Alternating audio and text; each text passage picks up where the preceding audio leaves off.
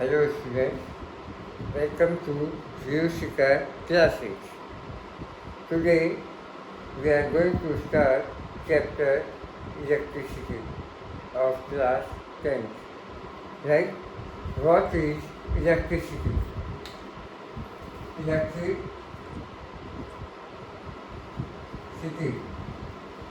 Electricity क्या होती है जिसको हम विद्युत बिजली लाइट कुछ वर्ड से एक्सप्लेन करते हैं। जैसे करंट फेलियर हो जाता है, लाइट चली गई, बिजली चली गई, बिजली आ गई, लाइट आ गई। इस तरह से हम इनको जो है एक्सप्लेन करते हैं। एक्चुअली में इलेक्ट्रिसिटी होती क्या है?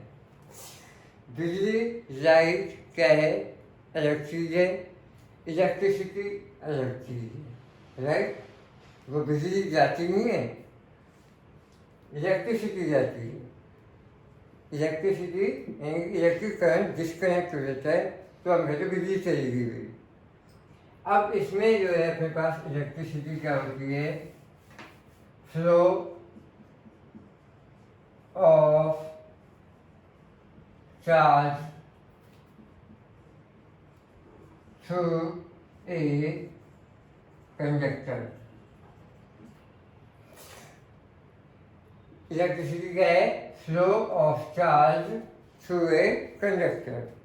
अब इसमें दो वर्ड है हमारे पास, चार्ज और कंडक्टर। यानी कि कंडक्टर से चार्ज का जो फ्लो होता है उसे हम कहते हैं इलेक्ट्रिसिटी। राइट? अब चार्ज क्या है और कंडक्टर क्या है ये हम 9th क्लास में पढ़ चुके हैं। राइट? चार्ज सबसे पहले हम देखेंगे चार्ज होता क्या है। जैसे हमने देखा है कि 9th क्लास में हमने पढ़ा है सोडियम में यानी इसका कॉन्फ़िगरेशन होता है 281। इसमें से एक इलेक्ट्रॉन लूज होता है तो ये बन जाता है अपने पास Na+। राइट? ये Na+ क्या हो गया? इस पर +1 चार्ज हो गया। Cl है 287, इसमें 1 इलेक्ट्रॉन जो हो जाता है तो ये बन जाता है Cl-1 यानी कि -1 चार्ज हो गया। तो यानी कि इलेक्ट्रॉन का गेन और लॉस होता है तो ही चार्ज का फॉर्मेशन होता है। इलेक्ट्रॉन का गेन और लॉस होने से क्या फॉर्म होता है? चार्ज। अब जो चार्ज है अपने पास Na+ and Cl- equal to क्या बन जाते हैं? NaCl। अब Na+ और Cl- अपोजिट चार्ज है यानी कि प्लस एंड माइनस ये अट्रैक्ट होते हैं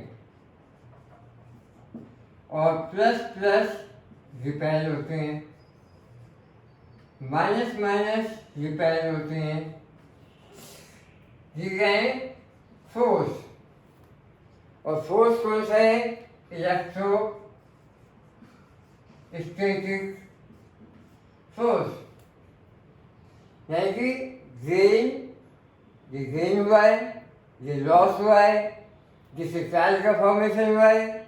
चार्ज के फॉर्मेशन से इनके बीच में इलेक्ट्रोस्टैटिक फोर्स का जर्मिनेशन होता है या फॉर्मेशन होता है तो उसको हम क्या कहते हैं? चार्ज कहते हैं। राइट? तो सिंपल लैंग्वेज में हम कह सकते हैं गेन और लॉस ऑफ इलेक्ट्रॉन, गेन और loss of electron phenomenon. Phenomenon क्या है? ना तो हमें चार्ज दिखता है और ना चार्ज का अट्रैक्शन दिखता है और ना ही चार्ज का रिपल्शन दिखता है। हमें तो बस ये दिखता है कि इनके बीच में अट्रैक्शन मतलब उसका कॉज का हमें पता नहीं है, तो उसे कहेंगे हम फिनोमिनन। तो फिनोमिनन ऑफ गेन और loss of electron causes electric force known as charge, right? So gain or loss of electron causes electrostatic force is known as charge, ठीक है। और कंडक्टर क्या है? कंडक्टर वो थिंग जिसमें से करंट पास हो जाए। जैसे हमने 9th क्लास में मेटल और मेटल पढ़ी थी, जिसमें हमने मेटल की प्रॉपर्टी पढ़ी थी। Metals are good conductor of electricity, right. यानी कंडक्टर में से ही इलेक्ट्रिसिटी पास हो सकती है, राइट। तो कंडक्टर किसे कहते हैं? विच passes electric current known as conductor. और इसको आते हैं हमारे पास मेटल्स। जितने भी मेटल्स आए वो क्या है? गुड कंडक्टर ऑफ इलेक्ट्रिसिटी होते हैं, राइट। आप इसका स्क्रीनशॉट लीजिए, फिर आगे चलते हैं।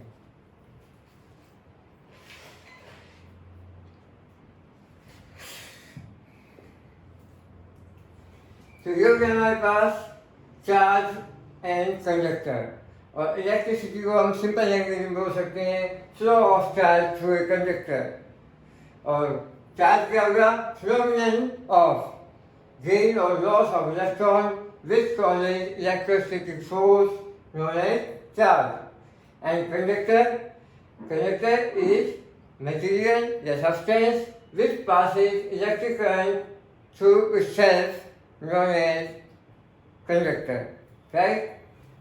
अब हमारे पास आती है सबसे पहले इलेक्ट्रिक करंट क्या होता है।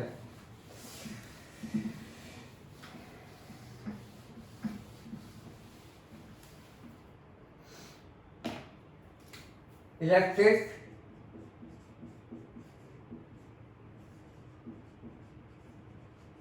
करंट, इसको रिप्रेजेंट करते हैं हम कैपिटल आई से। इलेक्ट्रिक करंट क्या है? Rate of flow of charge through a conductor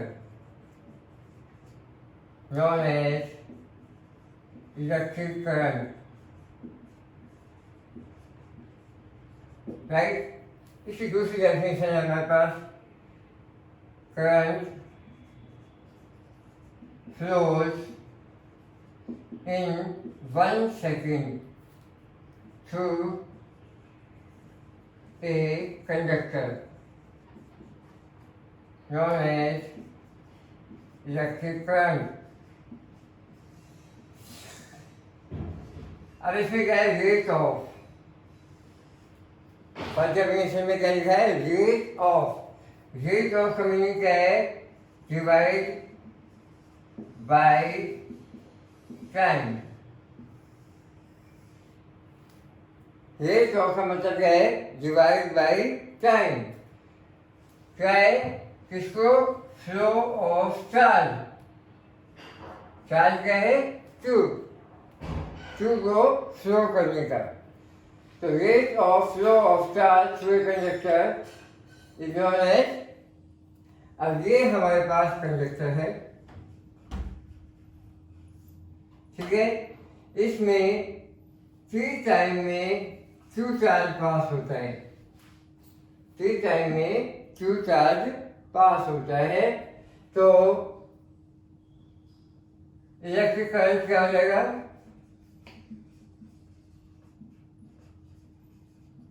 बराबर चार्ज अपॉन टाइम। चार्ज का है Q अपॉन T। तो ये हो गया अपने पास I equal to Q upon T, right. अब इसमें क्यू की यूनिट क्या है, कूलम,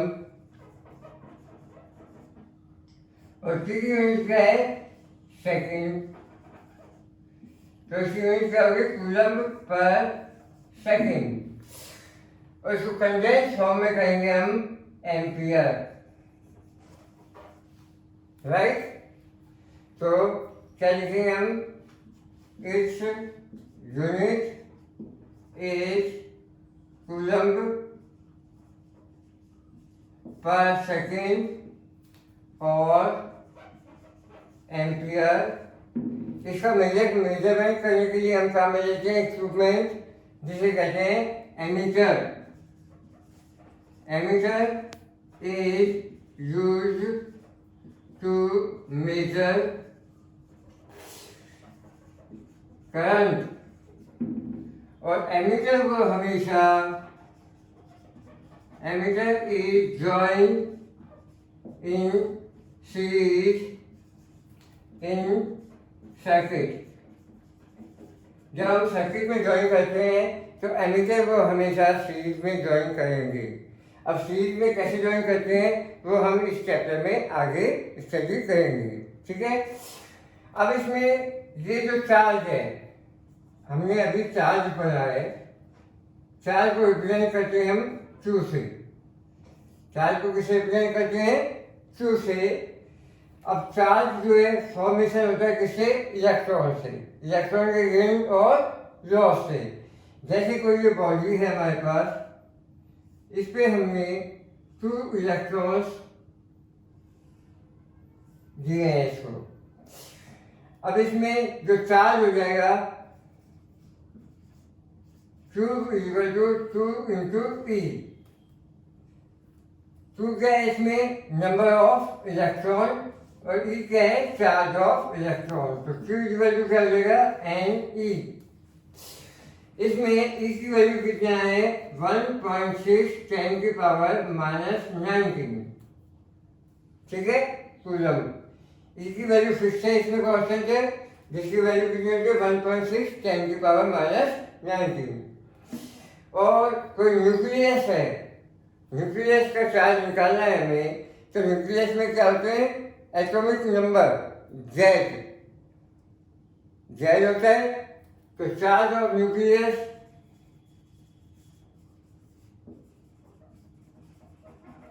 इक्वल टू क्या होगा, ZE।